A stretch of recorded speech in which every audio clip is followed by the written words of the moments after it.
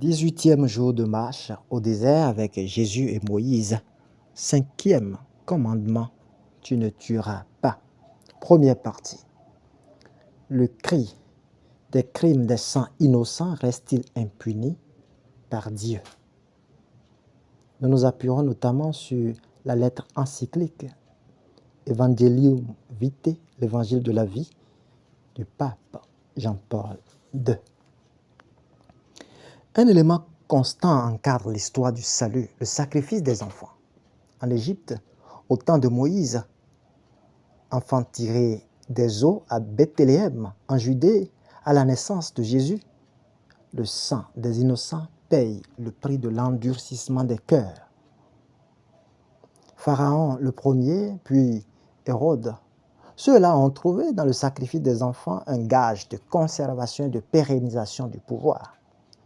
Le cri de ces innocents déchire les entrailles du bon Dieu qui saisit Moïse comme son bâton de justice pour frapper l'Égypte d'ulcères et de mort, ses premiers-nés.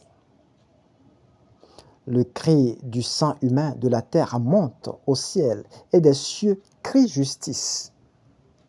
L'apôtre Jean rapporte que, unis au sacrifice de l'agneau immolé sous l'autel du sacrifice, les âmes de ceux qui furent égorgés pour la parole de Dieu et le témoignage qu'ils avaient rendu crièrent d'une voix puissante. Jusque à quand, Maître saint et vrai, tarderas-tu à faire justice, à tirer vengeance de notre sang sur les habitants de la terre? Apocalypse 6, 9 à 10. Dieu ignore-t-il le cri depuis 2000 ans? Et pourquoi ne rendrait-il pas justice? Dieu n'a pas fait la mort. Il ne prend pas plaisir à la perte des vivants, nous dit le pape Jean-Paul II.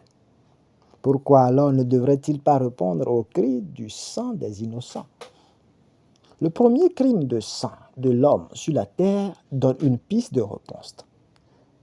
Caïn et Abel furent les premiers fils d'Adam et Ève. Abel devint pasteur de petit bétail et Caïn cultivait le sol. Le temps passa et il advint que Caïn présenta des produits du sol en offrande au Seigneur et qu'Abel, de son côté, offrit les premiers-nés de son troupeau et même de leur graisse. Or, le Seigneur agréa Abel et son offrande, mais il n'agréa pas Caïn et son offrande. Et Caïn en fut irrité et eut le visage abattu. Cette colère de Caïn fut l'origine du premier crime de sang dans l'humanité. Profitant d'une sortie en campagne, Caïn se jeta sur son frère Abel et le tua. Qu'as-tu fait? Écoute le sang de ton frère crier vers moi du sol. Maintenant sois maudit et chassé du sol fertile qui a ouvert la bouche pour recevoir de ta main le sang de ton frère. Si tu cultives le sol, il ne te donnera plus son produit. Tu seras un errant parcourant la terre. Le premier crime de sang de l'homme sur son semblable affecte la terre fertile et la nature sera le signe de la justice divine pour lui. La terre refuse de le nourrir du fruit de ses efforts. Il peinera en vain en parcourant la terre. Il brise l'harmonie de l'homme avec la terre d'où il est tiré. Dieu ne peut laisser le crime impuni.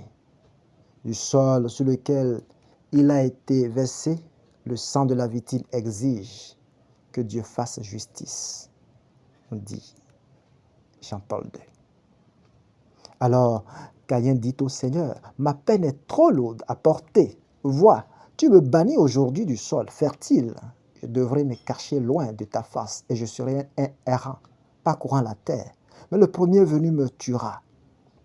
Le Seigneur lui répondit aussi bien. Si quelqu'un tue Caïn, on le vengera 7 fois. Et le Seigneur mit un signe sur Caïn afin que le premier venu ne le frappât point.